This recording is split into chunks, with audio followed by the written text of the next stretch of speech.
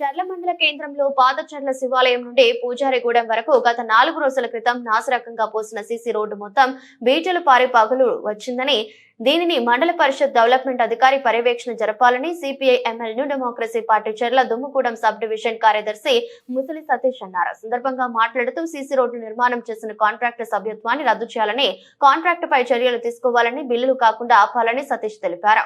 ప్రభుత్వ ఖజానాన్ని కొల్లగొడుతున్న అధికారులపైన కూడా చర్యలు తీసుకోవాలని, రాష్ట్ర ప్రభుత్వం ప్రజలపైన వేస్తున్న పన్నుల భారంగా ప్రజలు కష్టపడిన డబ్బుతోనే ప్రభుత్వానికి కట్టే పనులతోనే ఈ రోడ్లు పోస్తున్నారని, రోడ్డుపైన కంకర ఇసుక లాంటివి పోయకుండానే నాశరకమైన రోడ్లు పోసి ప్రజలకు తీరని నష్టం చేస్తున్న కాంట్రాక్టర్ల సభ్యత్వాలను రద్దు చేయాలని సిపిఐ ఎంఎల్ న్యూ డెమోక్రసీ పార్టీగా డిమాండ్ చేస్తా ఉన్నాం. లేనియెడల ప్రజల ఉద్యమాలు కొనసాగిస్తామని చెప్పి అధికారులను హెచ్చరించారు.